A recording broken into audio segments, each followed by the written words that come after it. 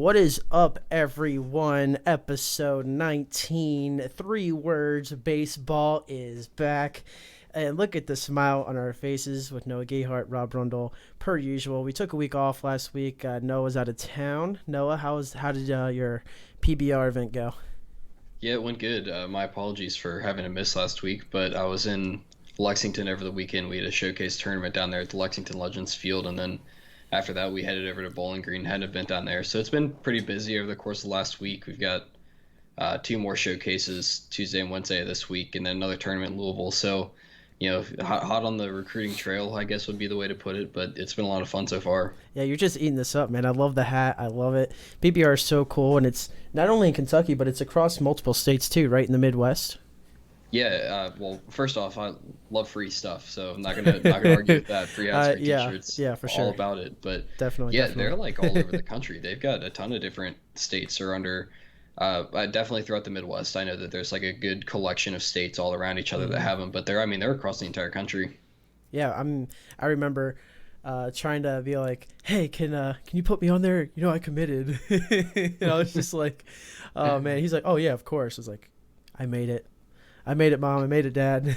But no, that's cool, man. No, that's awesome that you're doing that. I know you love it, and it's just like everything's starting to unfold now. We know baseball's coming back.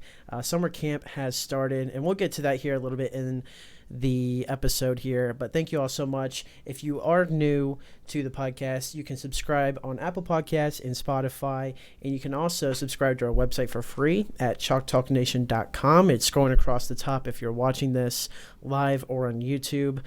Thank you guys so much for tuning in. And, we talked about Long Gone Summer 2 weeks ago, and there's another documentary that came out on Father's Day, and it's only fitting for the kid, Junior Griffey himself. What are your initial thoughts on that documentary? I mean, I loved it personally. Griffey was a guy being from Cincinnati, and then also the fact that my dad actually played with Griffey back in like middle school and Wait, did stuff. he really? Yeah, because they both went to What? once Griffey moved from because he used to live in Florida originally, and then when they moved to Cincinnati, Griffey ended up going to Moeller High School, which is where my dad went to high school, and then they played for Midland together. So they played either through my dad's like eighth grade year or through my dad's freshman year of high school. My dad's a year older than Griffey, but so for me, Griffey was always the guy that I looked up to because I always thought it was super cool that my dad played with him. So like Yeah, dude, that'd be so he sweet. right. Wow. So he's the guy that I always looked up to, favorite player growing up, and so getting to kind of see that and learn more about him, through these documentaries, which have been awesome. It's been great having Junior and the Long Gone Summer because it kind of filled that void till we got back to where we are now. But I mean, I thought it was really cool. That's a fun fact. I never knew that. That is really cool, actually. Yeah, a lot of famous baseball players played in Midland. Another notable one, Barry Larkin, Chris Carpenter back in the day when he was a stud for the Cardinals. There's just a lot of talent that comes out of Midland's summer team. There's a couple guys drafted a couple years ago out of Vanderbilt who played for Midland. It's really cool to see, but you know, it's Looks like my dad's in the chat. your Evidently, dad's in the Griffey's chat. a year older than my dad, so I've got that backwards. But Okay, well, you had either the year way, difference. You had the year difference, which is perfectly it's fine, close but enough. close enough. That's really cool, though, that your dad got to play with Griffey, though. Who can say that? For me, it's like, oh, okay, I played with some Division I baseball guys, but I never really Right. got the closest I got to even maybe playing against major league talent was Luke Maley, and I was in 7th grade, so it doesn't really count. But yeah, man, I really like the documentary myself. Just being consciously aware, watching Ken Griffey Jr. was in the later stages of his career, and he was battling a lot of injuries, but it was cool to see him, wear number 30 and then number 3 for the Reds and whatnot, and when his Hmm. dad was the coach. But I never realized the hatred for the New York Yankees, but it is completely justified, and it's the little things like that, and that just makes me hate the Yankees even more. Do you want to talk a little bit about that? Yeah, I mean, they basically, put the Yankees on blast for Steinbrenner being kind of racist. If you got the chance to see the Yeah. documentary, they were talking about that they didn't want Griffey Jr. on the field when Griffey Sr. was playing for the Yankees, and then Sr. was like, "Oh, look over at third base," and it was it George Nettles was the guy's. It was someone's kid, Right, it and was he was a playing white was kid. taking ground balls over at Yeah. third base, and it's just kind of I mean, it sucks because you'd hate to see that kind of stuff going on anywhere, but it is what it is, and it helps fuel the fire on hating the Yankees, which I think a lot of us have no problem doing anyways. So Yeah. in that sense, it is what it is. Well, I got goosebumps too because when you think of the kid, you think of smiles and just being happy and whatnot. And he was happy throughout the documentary, but there are some times where he was real serious and just like, ooh, like I like the side of Ken Right. Griffey Jr. coming out, and he was just like, it's just like he's thinking internally like, oh, you're gonna say that to me? Watch me, bet. Like I'm just gonna go Right. shove on the West Coast, and now every time I play the Yankees, it's just a big fu moment in a way. Right. Well, I love the fact that they actually got it on camera of him telling a fan, "I'd rather if the Yankees were the only team that offered me a contract, I'd retire instead of signing," which I That's thought was that's first off the goosebumps. fact that think about how different of a time we live in now. If Mike Trout was like just signing autographs and someone had said that, that would blow up on social media. And you think about they caught Griffey like saying that on camera just at the time, and like I'm sure it probably caught some headlines of him saying it, but like I mean, baseball Twitter would have an absolute just field day with that today. It's just kind of a different world that we're living in. Yeah, the media is way different than it was in the '90s. Um, but still, it's like backlash. Mike Trout says, "I will retire if blah blah Right. blah." It's like, oh, look at the slander on this man, the Hmm. greatest athlete of our generation, and oh man, that would be a mess. And that's the thing too we have to talk about.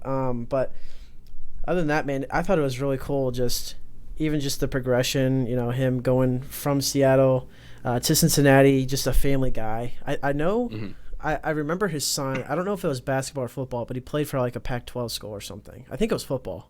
It was football. It's a Trey Griffey. He actually, I'm not sure if he's still there, but I know for a time he was on the Pittsburgh Steelers practice squad Oh, really? as a wide receiver. I'm not sure if he ever actually signed to their 53 man or whatever, but I know that if at least for a little bit, he was on their practice squad.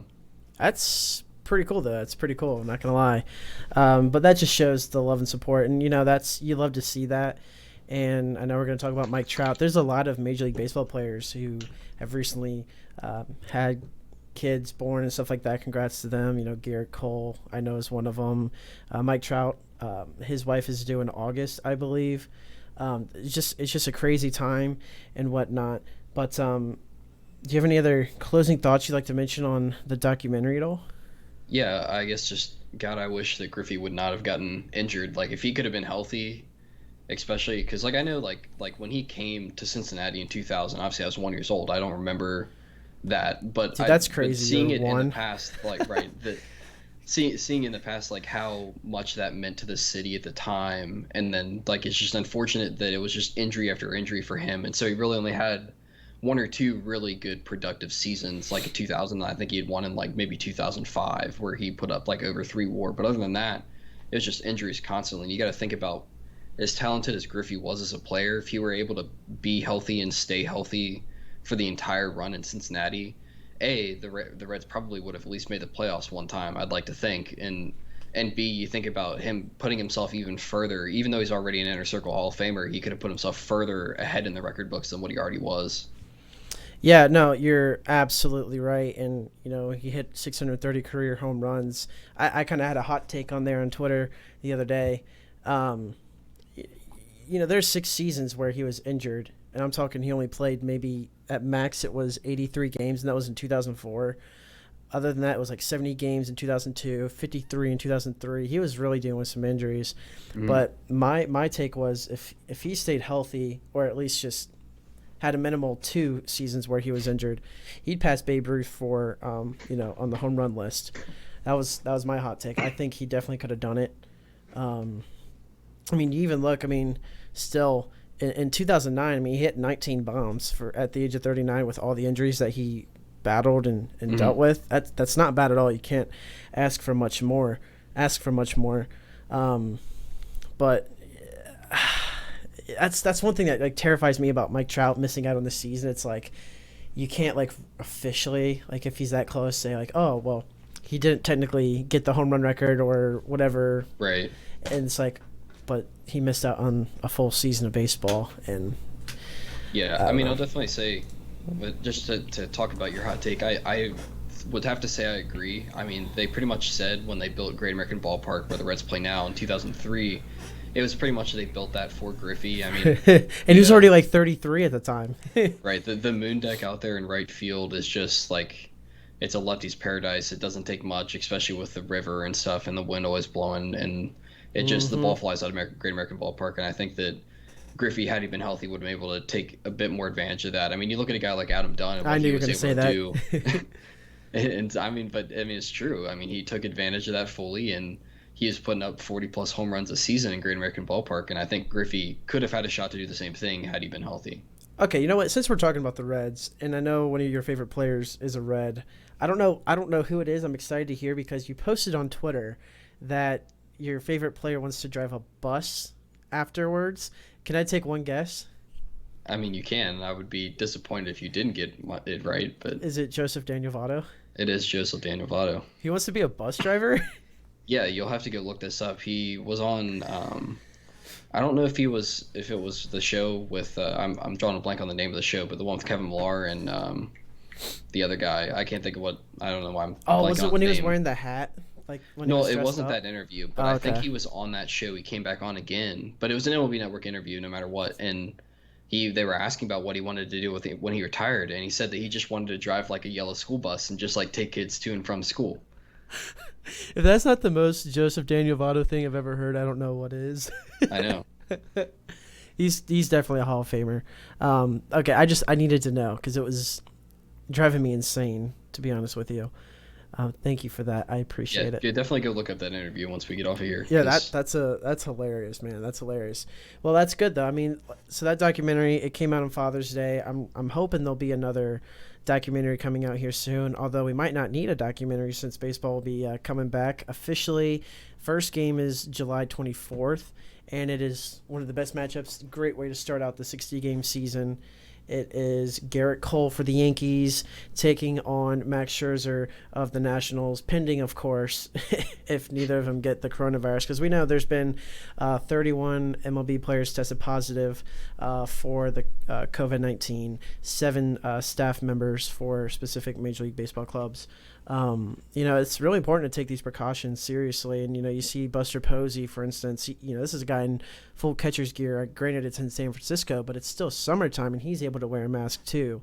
And everyone's touching the same ball and whatnot. I mean, there's still a high risk, and people still got to be careful. I mean, you look at, I'm sure you might want to get into it, but there's a couple players even that have opted out. Yeah, we can.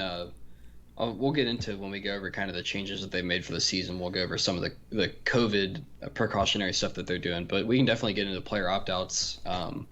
I know one of the guys that had opted out either yesterday or the day before that we were really, really excited to see play. And if you listen to prior podcasts, you knew about this, but King Felix Hernandez has opted out of the 2020 season, which is unfortunate because he's a guy that, especially with Cole Hamels coming down with an injury, he's a guy that really had a really good shot of making their rotation starting on opening day. And, being that he struggled for a bit and this was an opportunity for him to have a change of scenery, come back, kind of regain his footing and start pitching again. And then just with all this happening, it's unfortunate that he's going to be out for the season. Yeah, I was really, really, really looking forward to seeing King Felix, because I said that right from the get-go. As soon as he signed with the Braves on a minor league contract, there's a very good chance that he was going to make that ball club. And, just the leadership, too, and being able to have him in that rotation as a number 5 would have just been huge, just paid huge dividends on such a cheap contract. You look at his numbers from spring training. He had a 1.98 ERA in 4 games started, 13 and 2/3 innings, only gave up 13 hits, and he also struck out 14 batters. I mean, that is phenomenal. And that was just, I don't know, man. It sucks, but I understand. You have to understand. And there's also some other players that have opted out too. The biggest one I'd say right now is David Price. David Price said that he's opting out. And, I understand as well. And you look at their rotation, they're going to be just fine. They have Dustin May who could just slide into, and Brusdar Graterol who's coming up. And there's just so many options they have, and a lot of viable options, and it kind of makes sense, but it just goes to show how serious the situation is and how bad these players do want to play. Right. I mean, first off, what an absolute baller move by David Price to get traded to the Dodgers, and then, the Dodgers aren't aren't playing or aren't paying the minor leaguers, and so then David Price goes, okay, well, I'm going to start paying the minor league players. So he's paying the players out of his own pocket to help the minor leaguers along, and then opts out of the season. So he's not even going to get paid for this year, and That's yet he incredible, still though. was paying all that money to those. So absolute stud move by David Price for sure. But I do want to just go ahead and say, if any of you out there that listen to this have been ripping on players for opting out, then you're an absolute clown, and I'm just going to leave it at that. But Yeah. just the only other players that I've seen so far that have opted out, in case anyone's just curious, I'll just run through. There's only 6 of them, I think, so far.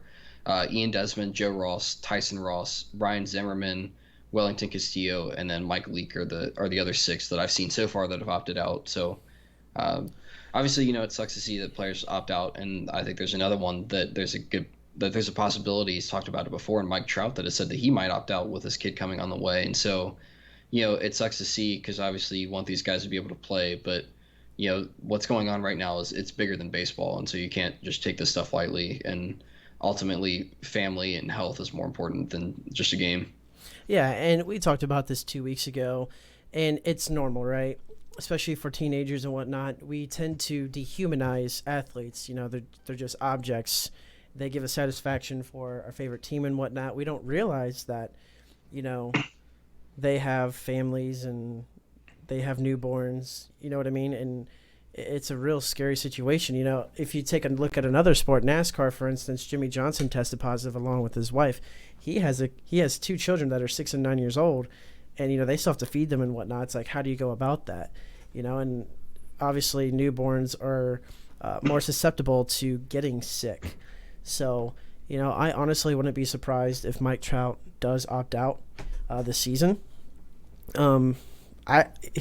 He says he wants to play, but as soon as that baby's born, it's going to be a whole different ballgame for him, I think. And you can't hate the guy. You can't hate anyone for deciding not to play. I know with Ian Desmond too, it wasn't just the fact of COVID. It was also based on social justice, and I completely commend him for that.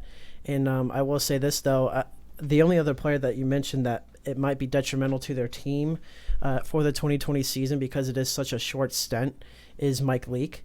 We know Mike Leake is not one to punch out a lot of guys and walk anyone. Granted, he doesn't walk anyone, but I mean, he doesn't give up a lot of hits either. So his whip has always been just right below average, and that's very good, especially for an Arizona Diamondbacks pitching staff that's kind of, floating in the air there and having to play the AL West now and the NL West. It's going to be tough. But for all those players that are sitting out, commend you.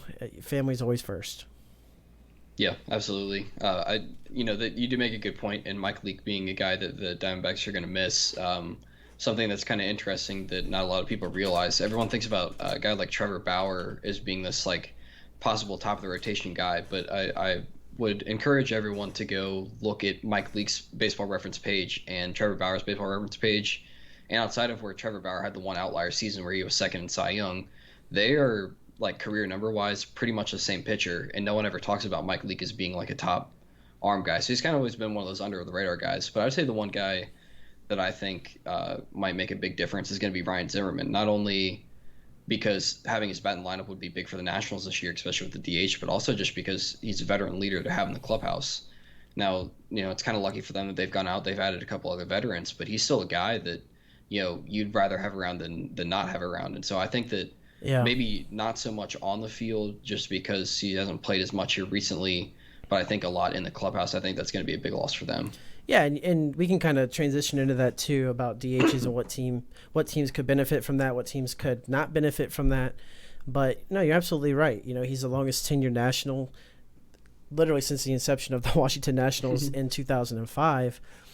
And it's good that they got Eric Thames there at first base, but I mean, he's not the best defensively. Ryan Zimmerman, I would say, is a little bit better than him. But also now that you have to think, okay, well, what are we going to do now for matchups? For the lefty arms, in this division and whatnot.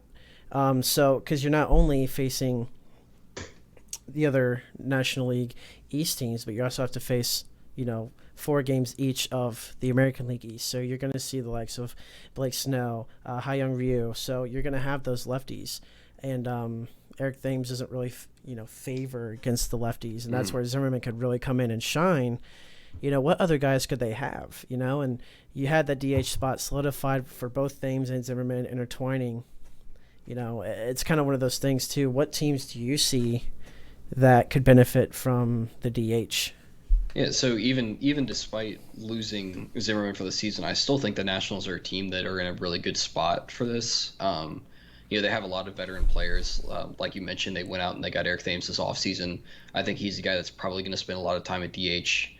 They went out and got Starlin Castro. Asdrubal Cabrera is another guy that's kind of a veteran.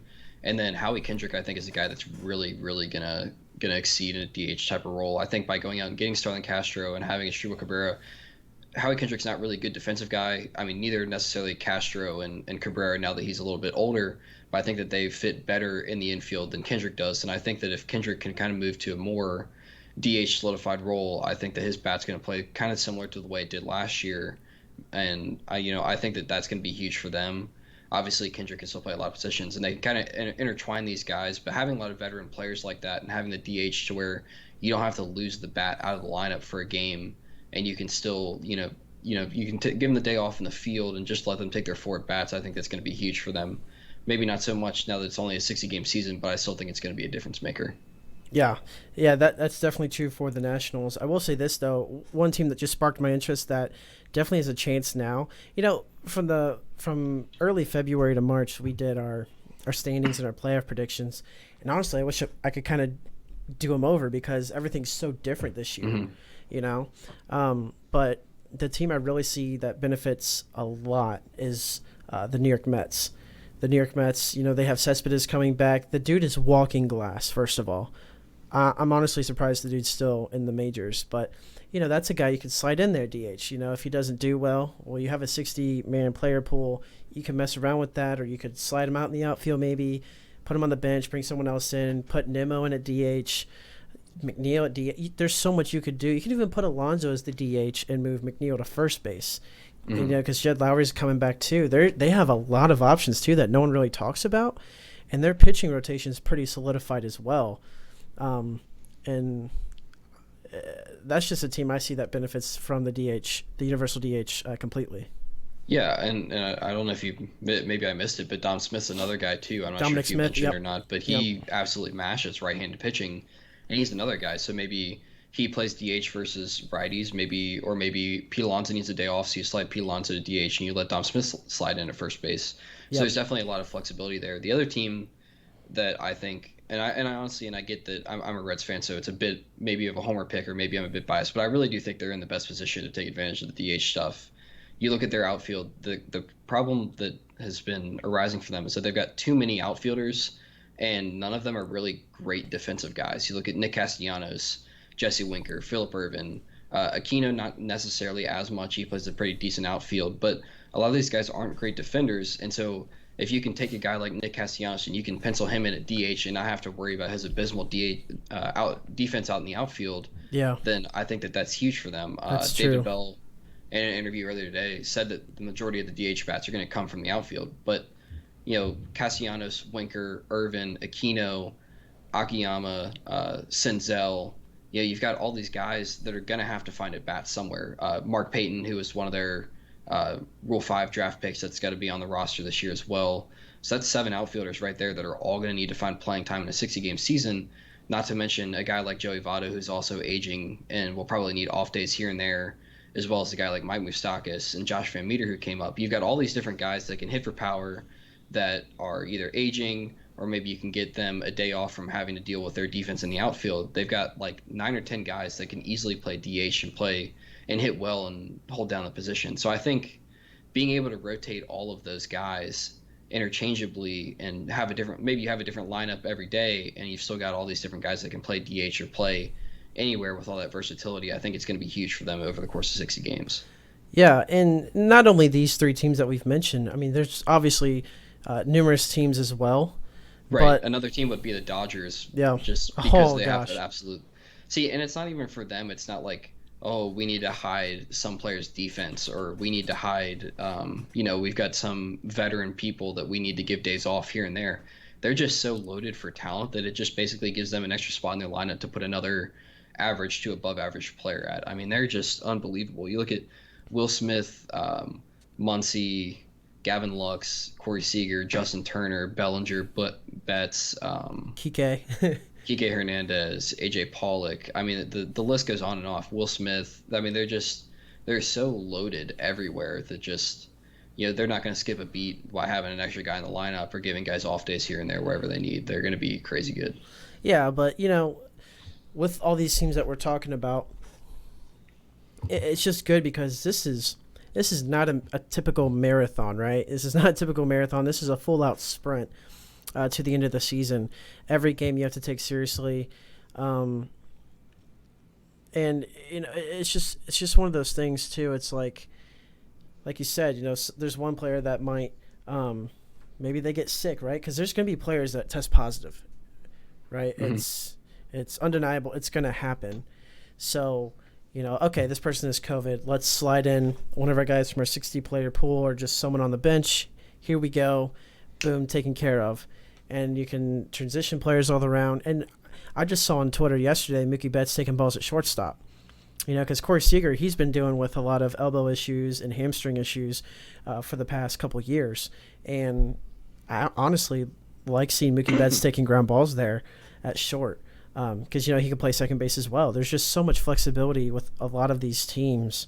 It does suck, though, for those teams that we already know are going to be awful already, like the Royals, the Marlins, and the Orioles. But, really for the 27 other teams, you never know. Something could happen. You never know, honestly. Right. If the Tigers even decide to bring up Casey Mize, and I know you're going to touch base with this with starting pitching, he'll be able to get more innings in on different days, potentially. I mean, you just never know. Yeah, and that's kind of the thing, too, and we might get into this a little bit more later, but in a 60-game season, it's not, I was listening to other podcasts I was talking about the Reds situation, talking about Hunter Green being a guy that maybe he sees the field this year, maybe a guy like Nick Adola as top prospects. This is not a situation where over the course of 162 games, you need middle relievers to just eat innings. So a guy like a journeyman, like let's say Matt Bowman or Jared Hughes or guys like that, like those guys, they're not pitching in the highest of leverage situations, but you're using them because you need innings eaten over the course of a 162-game season. In a 60-game season, it's an all-out sprint, and so you're going to use the best guys that you have available because every win truly does matter.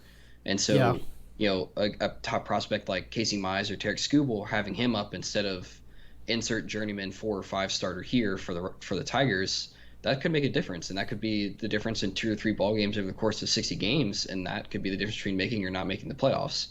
So I think that there's a chance that we see a lot more prospects this year than maybe what a lot of people are thinking, right off the bat. I think especially once we get further into the season, because it's going to give fresh arms and new looks, and I think that, I think it's going to be a big part of the season. Yeah, and you got to think, too, for the Tigers, Michael Fulmer coming back, this guy's dealt with Tommy John issues for the past 3 years. Mm-hmm. So we don't know how he's going to be either, but I do want to ask, is Spencer Torkelson on the 60-man player pool? Because, I mean, he's at the ballpark. If he's at the ballpark, he's on the 60-man player pool. Dude, that's crazy. How awesome would that be, honestly, though? He could go down in history, like first ever probably number 1 player to get drafted in the summer and potentially play. Because what would they have to lose anyway, If they aren't winning, give them some ABs. It's a wash season for them, perhaps. It would be interesting to see. I'm not sure if, especially with him being a hitter, I think that the difference in jumping from college hitting to going up against major league arms might be too big of a jump to make right away. I think you're a lot safer with college pitchers. You look at a guy like on the Marlins with like Max Meyer, or there are some other guys that I know teams have talked about possibly bringing up. I know one team, I can't remember who it is, but they drafted like a lefty reliever, and I know a lot of people are pointing at him as being a guy that might just make it right away, even in this season. So it wouldn't surprise me if we see some guys that are college arms from this year's draft that maybe get some work at the very least out of the bullpen. But I would say as far as hitters go, I'd be a lot more surprised if we see very many of them, just because that's a huge jump to make. Honestly, though, like I just thought about it, it kind of would be kind of crappy, though, in a way. It's like you do make your major league debut in this like wash season, and let's say like, okay, yeah, we're 15 and 35 or something, okay, we're gonna give someone like a start right on the bump or something like that. Congratulations, you made your major league debut, and like you're so hyped, right? Like, oh my gosh, I made it, and then everything goes back to normal next year, and then you may never see major league ever again, But like, I don't know. I think about that too, but Right. Well, I think it might save some guys some time in the minors, though. Like, let's take, like, for example, a guy like Nick Lodolo. He was drafted last year, so obviously he went to the minors and he went to rookie ball and then to like low A ball and just absolutely shoved. He didn't walk a single batter the entire season, struck out like 30 dudes. Wait, are you serious? Oh yeah, I'm dead serious. I mean, he was ridiculously good. And so he's on the 60-man player pool this year, and there's a good chance he pitched out of the bullpen. Let's say he got drafted this year and got put on the 60-man roster, and then pitches and he pitches out of the bullpen for them, does the same thing where he just pitches super well. It's very unlikely that a guy that debuts this year is then next year going to get sent back to rookie ball or low A ball. At the very least, they're going to be sent back to double A or triple A, and so you're kind of cutting down on the amount of time that they're going to spend in the minors because you've already been at the big league level and kind of proven, hey, I've got the stuff to be able to be here. And so I think that it could be advantageous as long as guys play well. Now, obviously, if a guy comes up like Max Myers of the Marlins, he comes up and gets shelled, obviously he's going to get sit back down. But like if he comes up and he pitches well, then he might be a guy that's continuing to be on the roster again come 2021 for the Marlins instead of being a guy that, well, let's see how he pitches in double A. Yeah, that's so true. And it's funny too because Max Meyer, he was my favorite pitcher actually out of the draft because I love Sonny Gray, especially when he was in Oakland, and the stature that he has and how stoic he is on the bump. It's just like Sonny Gray, and now he's at a small market team. It's like I'm excited to see how he does and whatnot. I thought it was a really good pick. Anyway, but we talk about 60-man rosters and whatnot in universal DH. Do you want to go ahead and kind of transition to the season, like 60 games, what the schedule is going to look like? I know they're officially releasing the schedule tomorrow, Monday. Yeah, correct. So basically, I've kind of got this stuff broken down a little bit. So we'll start with how the season's going to look. Kind of like what we mentioned before, teams are just going to play their own division, and then they'll kind of play their like opposite league division. So for example, like the NL Central will play NL Central teams and they'll play AL Central teams. So it's 10 games against each of their division people, and then 20 games against the opposite division. And then you'd think it'd just be like 4 games versus each of the 5 teams, but they've got some sort of weird thing going on where you're going to play your rival like 6 games, and then the other games are divided up weird. So like the Reds will play the Indians 6 times, and then they're just going to only play some other team 2 or 3 times. I'm not exactly sure weird. I'm not sure what went into that. No double headers. I know that's something that had been thrown around a lot in negotiations. They want to limit time spent at the ballpark, I guess is the reasoning for doing that. I'm not sure that it's going to make that big of a difference, but I mean, it is what it is. I think the owners just don't want to play more than 60 games, honestly. I think is what that decision comes down to. But postponements to like rain delays, stuff like that can still be made up as doubleheaders, kind of the same as usual.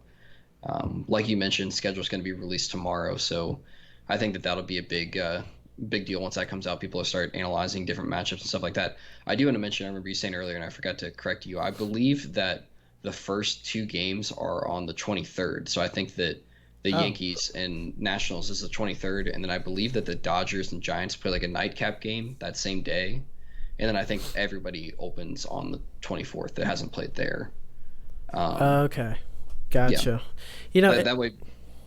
I'm sorry. No, you go. I was just going to say, that way people don't wake up on the 24th ready for some Garrett Cole action and then realize that the day before was when everything went down.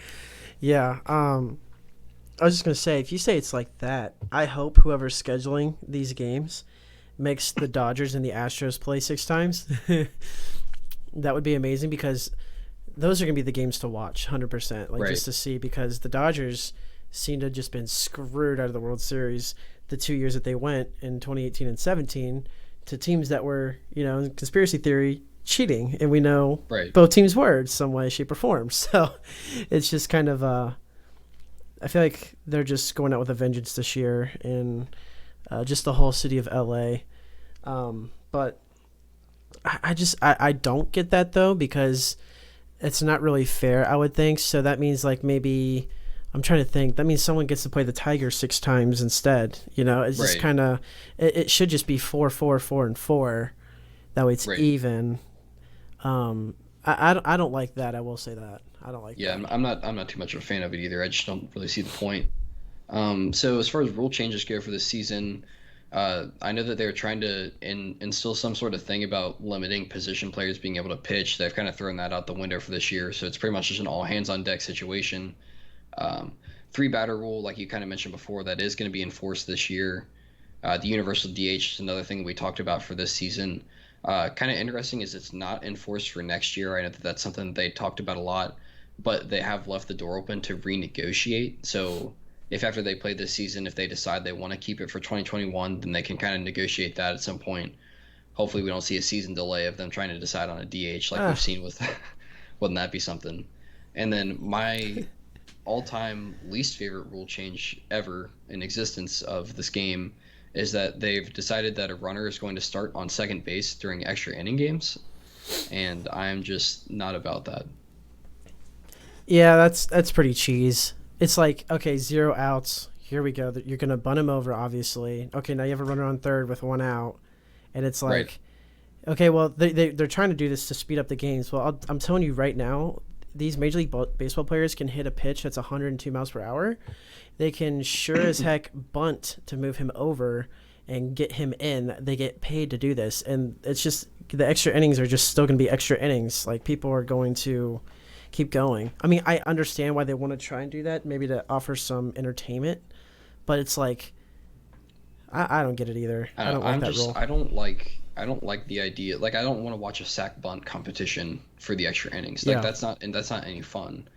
Like I get that like I honestly think, and this I'm getting way out here with this with these theories, but I really think that since we're playing a 60 game season, they should have just gone way outside the box. So there have been two theories that I really liked. Obviously, neither of them are really that realistic. One of them is to just do like a home run derby, and if you tie through nine, you get to just pick a player and dude, you that guys would just be play a one so run home run cool. derby to That'd be decide the game. awesome. Because I mean, everybody loves the home run derby. How awesome would that be Just a if 4 round, a 4 minute round per team. That's eight Right. So minutes. so let's say the Yankees and the Blue Jays get extra innings. You get to see like Aaron Judge and Vlad Guerrero Jr. duel it out in a home run derby for extra innings, and then that decides the game. That would be sick. The other one, which I thought was really interesting, and the more I thought about it, the more I kind of liked it, is that every inning you lose one position player. So Dude, that the would be tenth so inning, cool that's right. So too. the 10th inning you can keep your nine guys on the field, and the lineup will stay the same. So you'll still keep nine batters, But just in the but field. right, but so then when the 11th inning rolls around, you have to pick a position and not have a player. So maybe you pick an outfielder the first inning, and so in the 11th you play with two outfielders. And in the 12th inning you lose another guy, so maybe you decide you only want to play three infielders. For I think that would be a super fun way to do things. I think it'd be really interesting, Dude. and I think that it also makes guys like a guy like Billy Hamilton think about how much more advantageous it is to have a guy like that can literally pretty much just Yeah. cover the outfield by himself. And that's not to say that Billy Hamilton's not valuable in this situation that they actually have where a runner's going to start on second base. I mean, he's huge for that too, but I think that this would be a lot more fun, especially for, extra innings than to just have a sack bunt competition basically and see who can bunt and then hit a ground ball to second base to get in a run to win a game. I think a home run derby or just losing positions and stuff like that would be way more fun. Yeah, way more fun. And here's the thing too. Whoever put this rule in place, it's like they're expecting games to go to extra innings every single time. So like, oh yeah, we have to have a runner on second. Limit the time at the ballpark. Let's get this game over with. Like, I think it was 19% of all games last year. Don't quote me on that. It was like around 19 to 20% of all games last year involved extra innings. So like, if you do have that rare occurrence where you do have extra innings, that would be so cool to see. Like I was thinking, 2 outs, bases loaded, but Hmm. or 2 outs, runner on third, something like that. Just where you have to swing the bat and like whatnot. But Right. Yeah, I don't know. I'm all for let's just get weird with this that's season. I yeah, mean, I it's mean, only gonna be it's already a 60 wash. games. Might as Yeah, well just have fun with it. that will be cool though for Um, whoever wins though. It's like you can say that you've won the one year where it's this is the first time ever in Major League Baseball history, literally like under right. 100 games. It's insane. Yeah. So what other what So other rules are there? that's it for rule changes as far as Okay, as far as okay, the actual game being played. gotcha. So roster situations. teams will be allowed the 60-man taxi squads, kind of what they're calling it. So you'll have your active players, and then your non-active is what they're calling a taxi squad. So the first 2 weeks of the season, teams are going to be allowed to carry 30 guys on their active roster, and then the next 2 weeks will be 28, and they'll work their way down to 26 for the rest of the season.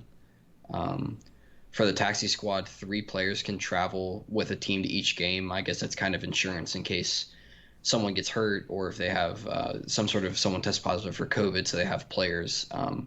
One of the stipulations with that is that one of those 3 players has to be a catcher. And then trade deadline is going to be August 31st this year. And then the other thing that could be important to keep an eye on is that the playoff eligibility deadline for being on the active roster is September 15th this year.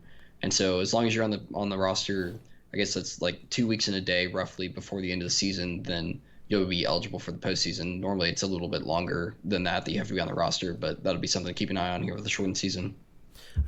I don't understand. I don't like the trade deadline because think about it. Even if you're 15-25, you're only 10 games under 500. Are you really going to risk trading someone who has another year in their contract per se? You know, it's like I don't think you're going to see a lot of trades this year. I just don't.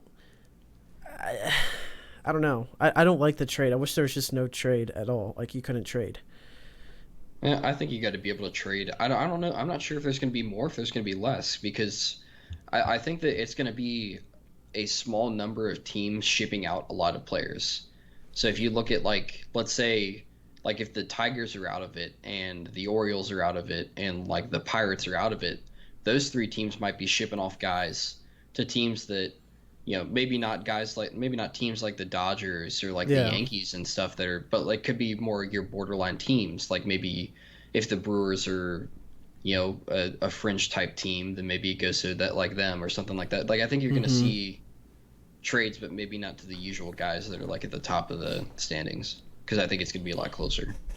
Yeah, no, that's a really good point, and this is definitely going to be one of the most entertaining seasons for sure.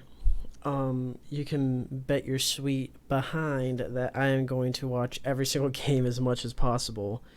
I'm going to have monitors pulled up, because it's going to be so short-lived, and that's what's going to suck too, though. It's like, dang, now the season's over. It's like, now I'm just teased even more. Now I got to wait till next March. It's like, we're the only sport that's getting punished for this, really. Mm-hmm. Yeah, but... Yeah, so... Geez, do you want to... So we talked about the rule changes and then the rules for this year. There's also been some news coming out. I believe it was yesterday about the Cleveland Indians being willing to change their team identity from the Indians because of all the social justice issues. And even Terry Francona stands behind it, and I'm glad he does. What do you think about that? I mean, I think it's probably the right thing to do. Really, it's kind of just what it comes down to. It's been something that's been talked about for a while, and it's sad that it's taken as long as it has, but better late than never is kind of the way to look at this. I know it's kind of coming on the heels of where the Redskins were catching a lot of flack, and so they said that they'd change it, and then the Indians came out right afterward and said, okay, well, we'll think about changing ours. I know that the Braves are another team that, they're thinking about possibly changing, some of their stuff, like getting rid of the tomahawk chop and stuff like that. But I like it. I've seen some cool concept stuff. I know that what everyone really wants is for them to go back to the Cleveland Spiders. I don't know if you've seen. I saw a sick logo with a C intertwined. With the spider. That is pretty sweet, to be honest. Yeah, were they ever called the Cleveland Spiders? Yeah, they were. And the reason that everyone wants them to go back to the Cleveland Spiders is because the Cleveland Spiders hold the record for the worst team of all time. In 1899, they went 20-134, and so. Oh my God! Right, and so that's everyone wants them to go back to the Spiders, kind of for the joke of it. And so, I mean, I would kind of like to see it. I've seen some really cool uniform concept ideas as well with the Spiders logo and stuff. So I mean, I'm all for it. Yeah, the Cleveland Spiders would be really, really cool to see. Were they the Cleveland Spiders for a hot minute, or is it just 1 year? It was for a few years. There's a really good Foolish Baseball did a really good video about them and about the season. Basically, what it kind of came down to is that the owners, they own 2 teams, and so they own the Cleveland Spiders, and I think they were the St. Louis Browns at the time. And basically, they took all of the good players from the Cleveland Spiders and traded them to like the St. Louis Browns. So that basically they'd have one super stack team, and just traded all the bad players from the Browns to the Cleveland Spiders. And so basically it was kind of like they traded all the good players to one team, all the bad to the other. And so the Cleveland Spiders ended up being the team that was the designated bad team. And so they put out a 20-134 record, and then the other team, was pretty good. Yeah, and Jay Griffin says there's no way that they would use that name. They were the worst team ever. I mean, I could see where, where, okay, maybe they don't want to rebrand to that, but also it's like, let's say the Reds had to change their name. It'd be cool if they went to the Red Stockings, Mm-hmm. or if you had to go back to the Senators or something like that. I just think it would be really cool. And you could keep the same colors. You could have that navy blue and that red, and you don't have to change that much in your ballpark. You just have to take the logos. I already know they got rid of Chief Wahoo, so there shouldn't even be Chief Wahoos in the stadium. It's just the C. And they could probably keep the C, honestly. They could probably keep the same logo. Yeah, I think they could keep a lot of the same stuff. It would just be a matter of changing the name. So it wouldn't be I don't think it would be as hard for them to rebrand as it would be for the Braves. I know they're another team that's in speculation that might need to change their name as well. They have the Tomahawk Chop and like all that stuff, and we won't dip into the NFL, but I just think that'd be really interesting to see how this plays out. I do think it's a 90. I think it's like a high 90% chance that the Indians do change their team name, though, for sure. Yeah, I mean, I think they will. Same with the Redskins. It wouldn't surprise me if the Braves did as well. But it's definitely going to be something to keep an eye on. Yeah, I mean, that's pretty much the big news that's been going around. One thing I wanted to end on that I wanted to ask you about, though, we talked about 60-man pool that you could pull from, 30-man rosters, goes down to 28 after a couple of weeks and whatnot. How can teams benefit that with their starting pitchers and like the relievers with innings and stuff like that, since there's only 60 games? Right. So that's definitely going to be the big question mark, especially because you have some guys that are going to be coming into camp that can throw 6-7 innings. Like you look at a guy like Luis Castillo, I know, got interviewed, and he said that he's been in Cincinnati working with the pitching staff with the pitching coaches since all this kind of broke out. And so he said he could throw 6-7 innings today if he needed to. Yeah. But then you look at guys that either kind of live like more remotely or didn't have access to a catcher, and so they're only going to be able to throw 1 or 2 innings right now. And so I know Derek Johnson got interviewed by The Athletic, and they were asking him about what his kind of strategies were going to be, and I think it's something that we might see across the league. So there were a couple things that he mentioned as possibilities. One of them was kind of going with like a postseason type rotation, basically going with like 4 guys, and then just kind of whenever they need a day off, then maybe you throw in like a 5th starter, or maybe you just like let them go like an inning or 2 that day and just kind of throw someone after him. I know Trevor Bauer's been a guy in the past that's talked about wanting to only throw 4 innings, and so it would be interesting to see if they went that route. I think one of the routes that maybe will make more sense early on when guys aren't kind of built up is doing piggyback starters, which is something he talked about as well.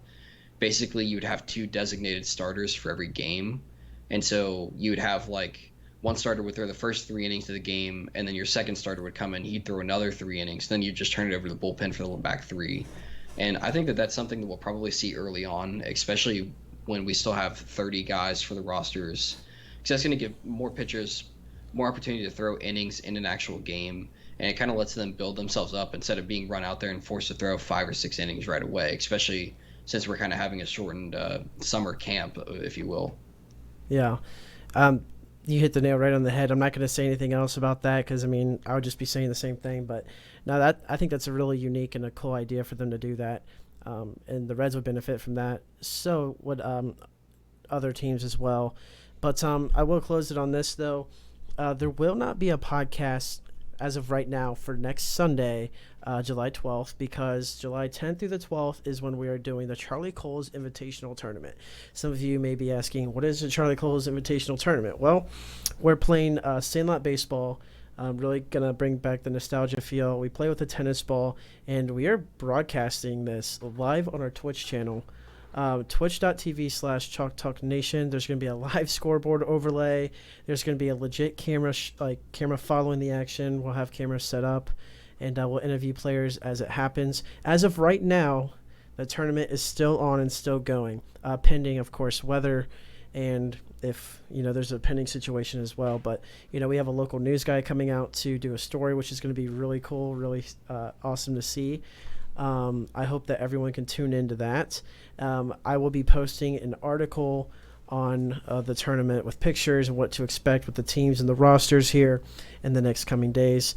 But Noah, do you have anything else before concluding the podcast? No, just make sure you're following us on Twitter to keep up with updates with stuff like that, because obviously you never know with the weather. So just Twitter's the place to be if you need updates for anything as far as podcast streaming, the tournament or anything like that. So just make sure you're following us there at Chalk Talk Nation. Yep, absolutely. But that will wrap up episode 19. Tune in 2 weeks from now for episode 20. And stay safe, and we will see you later.